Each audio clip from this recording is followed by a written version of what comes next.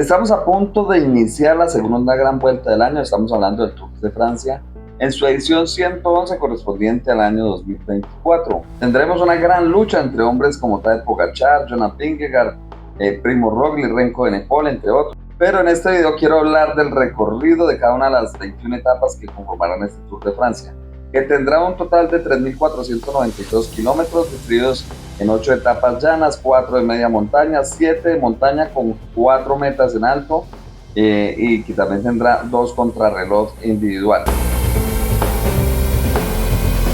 Esta edición de la Gran Boucle empezará en el territorio italiano, en la zona de Florencia. Allí empezará la primera etapa entre Firenze y Rimini, un recorrido de 206 kilómetros y que tendrá 7 puertos, es decir, una etapa de media montaña que contará con 4 puertos de tercera categoría y 3 de segunda categoría, es decir, aquí tendremos el primer líder de clasificación de la montaña que vestirá la primera camiseta de Pepa Roja. La siguiente etapa, también en territorio italiano, Cesanatico y Bolonia, de 201 kilómetros, también tendrá acción en la montaña, es decir, tendremos 5 puertos de tercera categoría, 1 de cuarta categoría, es decir, también será una etapa de media montaña que veremos bastante acción entre los clasicomanos. Llegaremos a la tercera etapa y última en territorio italiano, una etapa extensa de 244 kilómetros entre Piacenza y Torino. Allí tendremos 3 puertos de cuarta categoría, es decir, una etapa apta para que se tenga aquí acción por parte de los velocistas. Es la primera oportunidad para que aquellos sprinters luzcan. Luego llegamos a la etapa número 4, 139.5 kilómetros que se correrán entre Pinerolo y Valoire, etapa que tendrá alta montaña, 3 puertos, 2 de segunda categoría y un puerto de categoría especial, es decir, el Col de Galibier, con una extensión de 22,9 kilómetros y que se ascenderá a falta de 19 kilómetros a línea de meta.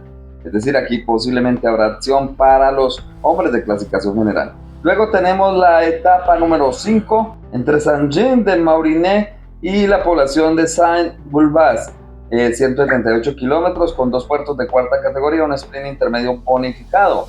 La sexta etapa, 164 kilómetros entre Mâcon y Dijon, apenas un puerto de cuarta categoría, es decir, una nueva oportunidad para los velocistas.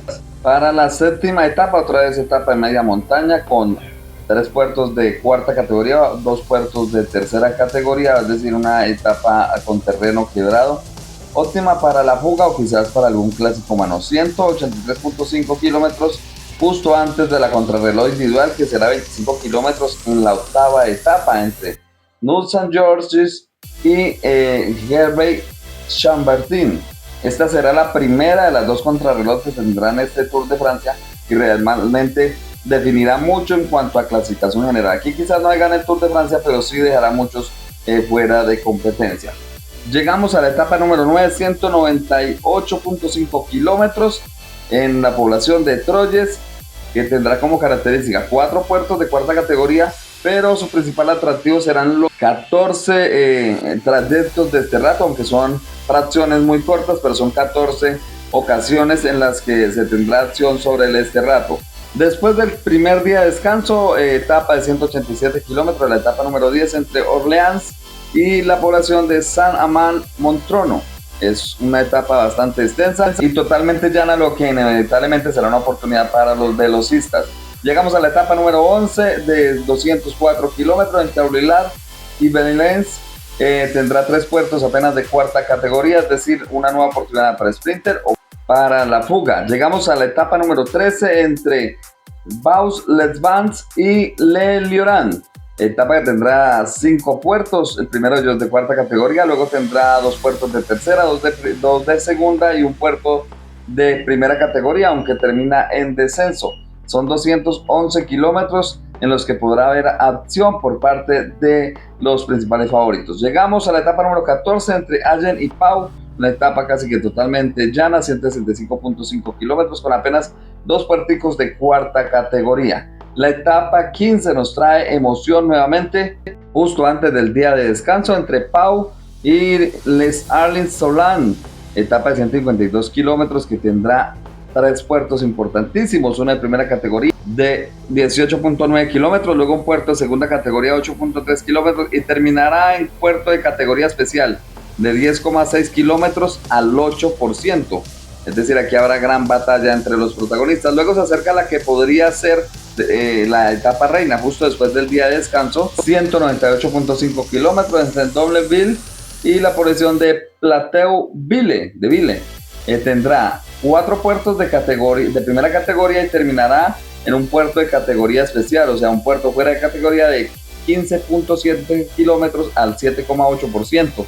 Realmente esta etapa podrá seleccionar y definir en realidad quienes están en capacidad de pelear por el título. Luego tendremos una ocasión nuevamente para los sprinters, 188,5 kilómetros entre Kizan y Nimes. Tendrá apenas un puerto de cuarta categoría. Esta es una de las últimas oportunidades que tendrán los sprinters para demostrar su poderío. Luego vendrá una etapa de 178 kilómetros entre Saint-Paul, Troyes-Charleut y Super-Boulogne. Esta etapa tendrá 2 puertos, uno de segunda categoría, luego uno de primera, y terminará en un puerto de tercera categoría, es decir, acción para aquellos corredores explosivos. La etapa número 18, 180 kilómetros entre Gap y Barceloneta, tendrá 5 puertos de tercera categoría, una etapa en la que tendrán grandes posibilidades la fuga o quizás los clasicomanos. Llegamos a una etapa bastante interesante, 19, 145 kilómetros, aparentemente corta, pero que tendrá 2 puertos de categoría especial y un puerto de primera categoría donde precisamente terminará la etapa. Y es que primero se ascenderá el Col de Vars de 18,9 kilómetros al 5,6%, luego será el Col de Vanette 23,1 kilómetros al 6,5% y terminará en Isola 2000 con 16,1 kilómetros de recorrido al 7,1%, es decir, aquí realmente habrá batalla muy seguramente entre los opcionados a clasificación general. Etapa número 20, etapa de 133,5 kilómetros que partirá de Niza y terminará en un puerto de primera categoría, el Col de Colule, de 15,8 kilómetros al 7,3%, pero antes de eso tendrán que ascender un puerto de segunda categoría y 2 puertos más de primera categoría. Es decir, habrá gran batalla entre los favoritos, porque pues ya será una de las últimas oportunidades en las que quienes aspiren a quedarse con el título podrán descontar alguna diferencia respecto a sus rivales. Llegamos a la última etapa, contrarreloj individual de 33,5 kilómetros entre Mónaco y Niza. Es una contrarreloj pues bastante técnica, aunque tiene algunos ascensos, incluyendo un puerto de segunda categoría de 8,2 kilómetros al 5,7%. En realidad pues es una etapa donde podrán brillar aquellos especialistas, el caso de Tadej Pogačar, Jonathan Vingegaard, el mismo Primo Roglic, Remco Evenepoel, y lo único cierto es que aquí ya no habrá mañana, aquí se definirá el campeón. Recordemos que por la situación de los Juegos Olímpicos París 2024 no tendremos paseo por los Campos Elíseos, es decir, aquí en Niza terminará el Tour de Francia en su edición 111.